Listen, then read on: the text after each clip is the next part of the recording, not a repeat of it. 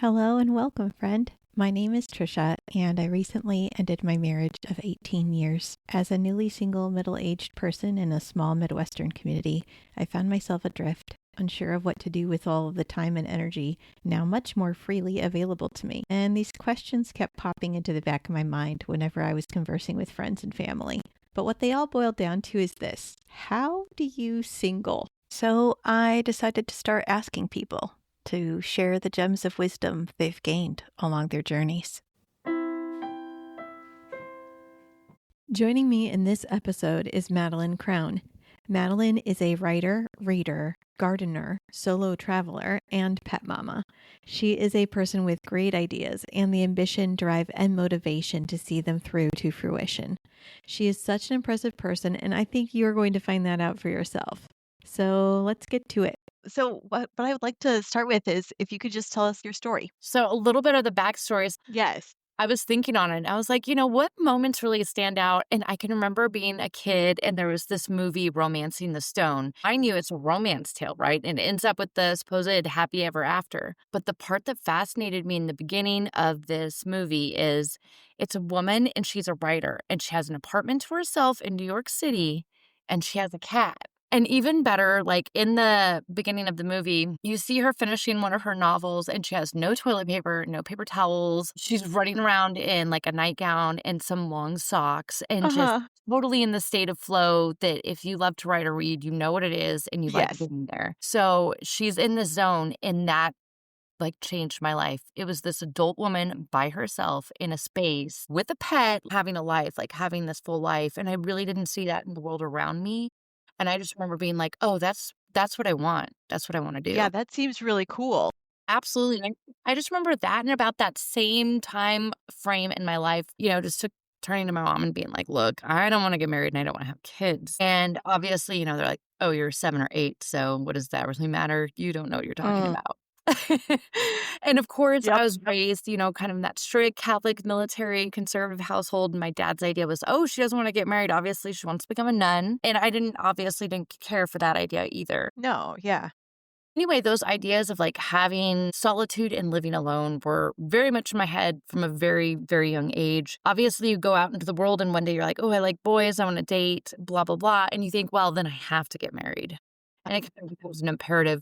So at some point, I did choose to, in my late 20s, I was engaged briefly. And I just recall at some point knowing that if I took that path, it would be the big Catholic wedding. And every year I would do the same things for every holiday. And it would always be expected of me. And there'd be no breaking that mold. And also, I could see in his own family patterns as really traditional gender roles of the mom and daughters doing the cooking and cleaning up and the guys kind of hanging out unless there's barbecue out. Ew. And and I was like, this is not for me. Yeah. And I didn't want to go down that path. I ended up graduating with my bachelor in speech communication and, going out into the world even after that engagement. And I did eventually get married, but it was on very different terms. It was honestly, there are a lot of practical and legal aspects of being married that are very beneficial. And so that was kind of a driving force in my decision to ever marry. But I still wouldn't go down that conventional path. I had unconventional weddings. I remember the first one was in a park, like a public park. We didn't know they were going to mow the hour before I got married, but they did. So wow. My sister-in-law and my husband, or our future husband, were out there sweeping it off. But I remember I was married in a purple dress. I didn't want a diamond ring. I said, don't you dare ask my father for permission. Nobody owns me. Nobody's giving me away. Nope. So I kind of got married on those terms. And when I say I got married, it was to someone who, one of the times I was traveling out to see him, called me up and he was like, hey, the date night for the weekend was I was going to come out there and we were going to, and I hope this isn't too graphic, but kill a hog and quarter and butcher it for meat so that we could have a reserve of meat from this very large pig. And so that was our date.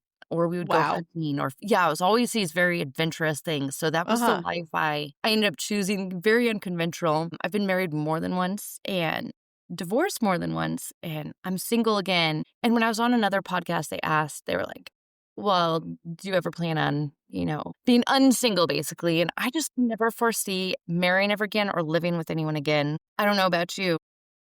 Like, I've already lived counterculturally in some ways and just making that choice of not having kids, and so it's not that big of a deal to live counterculturally in, like, not getting married again. But also, I'm not, like, ruling anything out, if that makes sense. Absolutely. And Yeah. that's the thing. People are like, "Well, how if one ended, how could you even contemplate another?" And it's like, well, there are a lot of practical benefits to that situation to being married. How there are penalties to being single, absolutely. I mean, they're financial, legal, social, cultural. You should talk to Christina Campbell sometime. She's been working on a singles bill of rights that a woman named Tracy Houston really spearheaded. Okay. And she's big time tackling the question of that. I Some of love those that. financial and legal aspects that really there should be more rights for singles.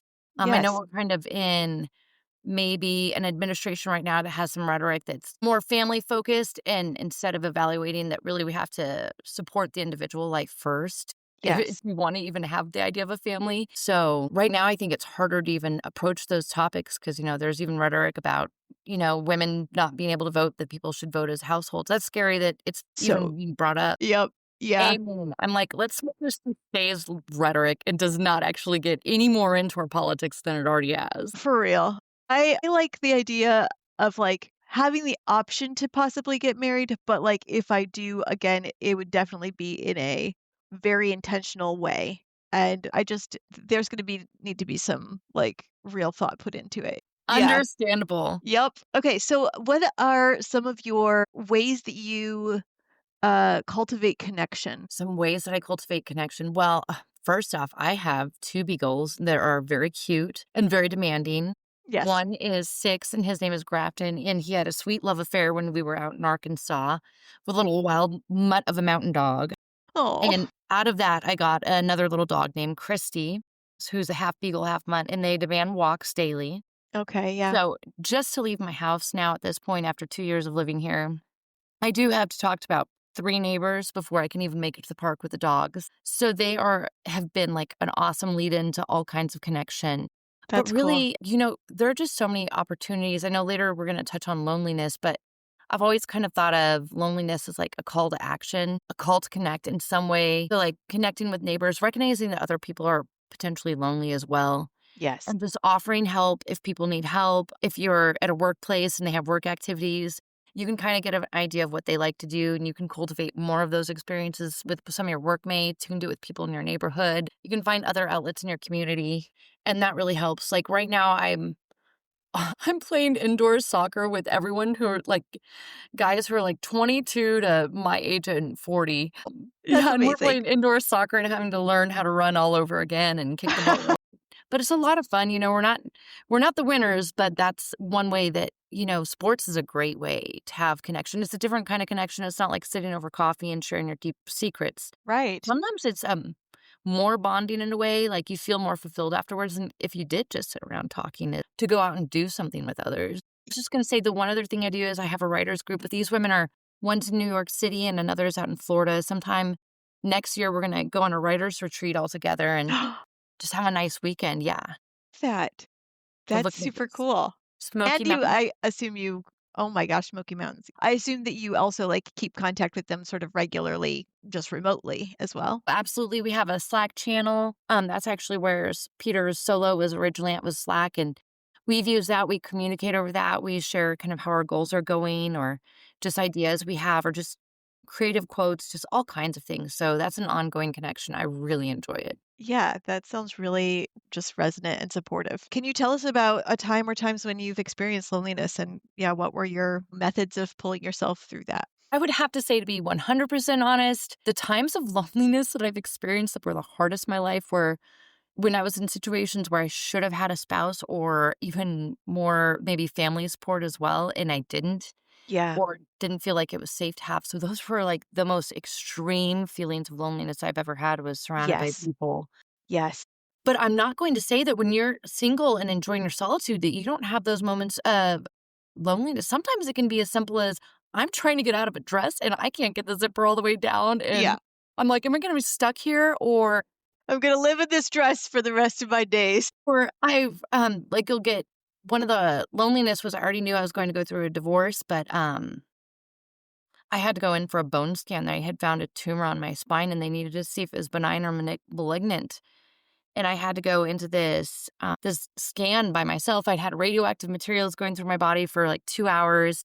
I'm in a brand new state. I don't know anyone. I've only been there a few months. I only started my new job a couple months prior to that. And here I am, and they've got me wrapped up as a mummy. And I haven't, at that point, I wasn't really speaking very much with my family either. There were some difficult dynamics. And I just Yeah. remember thinking, wow, this is the loneliest and scariest feeling I've ever had. But Yeah. there was also the counter thing of, boy, if this scan comes back bad, my time may be limited. And I was like, I really need to savor every moment, even if it's an extremely painful moment. And so I just really remember trying to dig deeper into those feelings in that moment and the sadness and loneliness that was there. But Yeah. I think there's also different levels of loneliness. You can have like the loneliness where you can't get out of bed.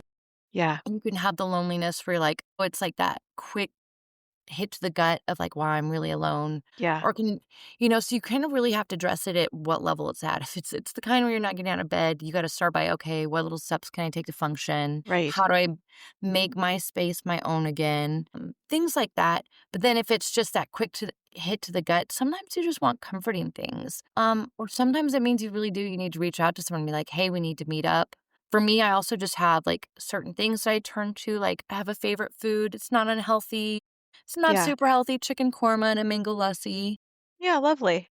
Or you go for a walk. The other thing, though, that I really has always been, even as a child, we moved around so much when I was young. And so we'd have these huge periods where we were just getting to know our neighbors and didn't really know anyone. But turning to creative things Yes. like I said, loneliness is a call to action, and it means finding a way to connect with the world, whether that is something you can leave behind for 3 weeks to share with the world or maybe 300 years. It's really kind of dependent on your availability time, creative Yeah. skills, and your resources, but finding a way to connect with the world. And one of the ways for me is writing, and that can be a great thing. And if you don't have those opportunities where you can literally connect to another human being, find really physical comforts like a hot, warm bath, candlelight, things that bring comfort and a sense of peace and security. Yeah. You were talking about that moment of like loneliness. You're going through the scan and you're like, it might all be over after this or like shortly after. And like leaning into the pain and the discomfort and the loneliness with yourself. I don't know why that hit me in the gut, but in a good way. Yes. Like leaning into that with yourself and yeah, the getting the chicken korma or the comfort food or the bath or the physical thing, as well as reaching out and those things. Also, I really appreciate the creative aspect. I've noticed that the times that I'm stressed, it's sometimes hard to be creative, but Yes. if you can just get yourself started, that like even sometimes like going through the motions of creating something can open up your brain because you're like, oh, this gives me an idea for this thing. And yeah, I really like that. No, I really agree. And sometimes it has to be stages. Like if you're stressed and anxious and you're like, I can't create, like that's when you're like, okay, let's go to the comfort things. Let's get that comfort meal. Let's get that comfort bath. Once I'm past that, if you Yeah. still can't create, I really love music and dance and just singing. If you have that space by yourself, there's really no one watching. You don't Yes. have to be a good singer or a good Yeah. dancer. I like that. Or, you're driving or you're just in the grocery store with your headset and you're, moving your shoulders and having a good time. Yeah. Amen. Yeah. I really like that. Okay, we touched just a little bit on this, but what are some of the best parts of being solo for you? I've always loved uninterrupted solitude. Now I do have dogs, so they'll interrupt it, but it's like a different brainwave. They don't want to chit chat or anything. They want to go and play fetch. They get me moving and stuff. But otherwise, I can be very still and very quiet and with my books. I have a goal to finish writing a book by a certain time, and other than like my work, there's really nothing else to navigate that routine with. I know a lot of people are like, oh, you can do and have everything. Well, I'm not that kind of person. I like to Yeah. move slow sometimes, and I like to Yes. have a lot of idle time. So I feel like I get to live in a way that's more in sync with my spirit and what makes me healthier and what keeps me more fulfilled. Yeah. So it was really nice to have a period in which I did share goals very closely with others. But in a way, my world revolved a little bit more around their hobbies and their passions. Now, it was a great adventure for me, but now I get to go on my adventure. And I really like Yeah. that. I think that, I went on adventures in my 20s on my own quite frequently. Same. But I think I recommend to everyone, like, have a year or two where you don't go do the conventional family holidays with your birth family. You Yeah. don't go into someone else's family. You live on your own if it's financially possible for yourself, and you explore a little bit more and kind of find your own rhythms. Yeah. But Yeah. I'm enjoying the opportunity to do it more now. And when people ask, like, would I date again? Even recently, I saw someone for a few weeks. I knew he was only working in town for a little bit. And I was like, yeah, let's go on dates, see each other for a while. Sure. I'm fine with that. But he was like, Yeah. I really want a relationship at some point. I'm like, that's not something I'm open to at this point. Let's see each other while you're here in town. Mhm. That's where I left it. And I do remember having one existential crisis of like, oh my gosh, I'll never have that level of intimacy or companionship again. Yeah. But then it passed very quickly. And Right. It's like there's this thing inside of all of us that's just like, "Oh, no, I'm not gonna get what I need. So I gotta, like, hold on, like, cling to this thing." absolutely. But it's it's a story. Like, it's just a story that our brain is telling ourselves that's not true. Like, we are going to get for ourselves what we need. We're going And to make it happen. We're gonna take care of ourselves. Yeah. and I think it is definitely a fear of lack or maybe even a concern of lack that's occurring already. But I think that we've created a narrative where people think that if they go into a marriage, they're going to find that permanently. Yeah. And that's just, I mean, we just know statistically that's not true. Even the marriages that last, Yep. there's still lacks that are encountered. They still have to fend for themselves. Many have Yes. partners that die young. People, especially women who come down with a terminal illness or something, are often left by their spouses. Like Yes. the things we think we might be able to fend off with Yeah. marriage are not necessarily true. We Yeah. we do tend to encounter many of them alone just the same. So, Yeah. It's almost harder, though, because you weren't expecting it. Yeah. amen. Okay, so let's imagine for a few moments you're going to go back in time and visit yourself during some of those hard moments. First, can you share a bit about what that moment might have been or what those times might have been? And then if you could give yourself some support or love or encouragement, what would you say to do that? Boy, boy, boy. I think that when I was very young, like 19, I remember there's a period where there's some dysfunction in my family. So I ended up like having my freshman year of college paid for, but I had nowhere to live. And Boy. yeah. And so I think in those time frames, I would have gone back to myself and said, you don't need to recreate a family. You need to just learn how to take care of yourself instead of taking care of others now. Like now's your chance. And I would have said that Mm, much younger. It's great that I have had the opportunity at like 38, 37 or 38, but I would have yeah. gone all the way back to that moment and been like, you just take care of yourself now. It's okay. Because I think we kind of condition young girls, or at least my generation was still raised to believe that we are the caretakers of others first and Yeah. primarily. Yeah. That is so real. Are there any other sort of tips or activities or thoughts that you'd like to leave with, especially maybe our newly solo listeners? Yeah, I would say for those who are newly solo, especially after something really long term, which I've never really had the opportunity to like have a partner for a long period, like 10 plus years. Be kind to yourself. It's going to be so difficult at first to make the transition into a new life. That's a huge, huge change. I mean, people struggle even when they just move in normal conditions. When you Yeah. move, plus you're becoming estranged from someone you've loved for so long, that's a really difficult thing. Be kind to yourself. Really, when you have those feelings of loneliness, acknowledge them, lean into them too. You might end up finding some of your most beautiful moments in like this transitional period, Yeah. even though you also find some of your hardest. For those that, it's maybe been a shorter time thing, just remember this is like your call to action. There's something you're supposed to develop more fully in yourself now. Maybe you're supposed to be creating something. Maybe you're supposed to be traveling more. Maybe you're supposed to be making a career change you wouldn't have felt comfortable making in the confines of the relationship you were in previously. Yeah. Whenever there's a transition, it's a door opening. It's actually multiple doors opening. So try to figure out which ones those are and go for new things. Yeah. Yeah. I really appreciate that. Thank you, Madeline. This has been so enlightening and helpful, and I just really appreciate your insights and you taking the time to share with us today. Thank you, Trisha. It was a pleasure. I hope that you are able to glean some gems from our conversation and will join me next time for a new guest. Please like and subscribe to hear more, share with friends far and wide, and feel free to text me with questions or any thoughts you had. I'm grateful for you and look forward to connecting, sending lots of love your way. If you liked what you heard today and are interested in expanding your perspective on living solo, I highly recommend the Solo Podcast by Dr. Peter McGraw. How Do You Single is produced, edited, and designed by me, Trisha Blosser. Special thanks to my guest, Madeleine Crown.